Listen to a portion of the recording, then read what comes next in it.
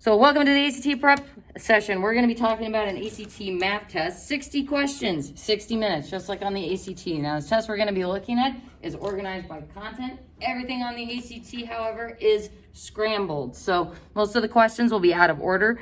For the most part, they tend to go in kind of increasing difficulty, but it kind of depends on what your strength areas are. So always guess. If you skip a question, put a bubble in for it. Don't think you're gonna have time to come back to it. Always just automatically fill something in. So turning to page 3, just a happy little review of probability and statistics. The mean. Anyone know what the mean is? The average. The average. And how do we find the average? You add them all up and divide it by whatever number there is. Perf. Sum all stuff. Divide by number of stuffs. We get real technical here. So mean is the average. Now the median is the middle number.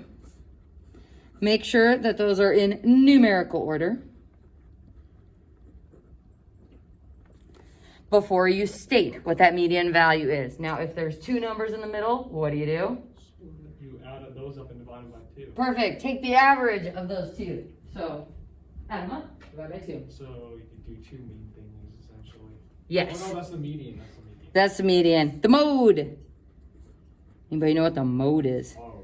Is that the one that comes the most often? Yes, so most frequent term. What's the way to do that in your calculator? You just look at the data.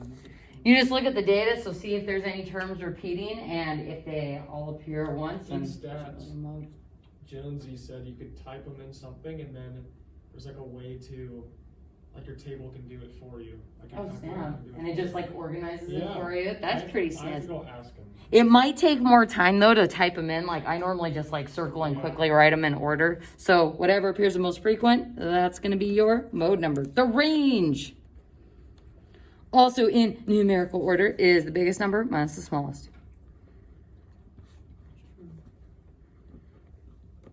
So biggest minus the smallest. So prob and stats, not so much what you learned in the class, just kind of the basics, which you guys probably saw some of that stuff in middle school. Next up, proportions. Big idea on the ACT, turning to page 4. So proportions is unit 1 over unit 2 equals same unit 1 over unit 2. You can also set it up as unit 1 over unit 1 equals unit 2 over unit 2. So for example, if this was inches to miles and inches to miles, that would be a viable proportion. So for example, if they're talking about map scales, which they kind of do a lot, like it's this many inches on the map, how many actual miles is that on an actual road trip? So we can set it up like this and take the cross products to solve our proportion. And you can see you get unit 1 times unit 2 and unit 1 times unit 2. So that equality works out.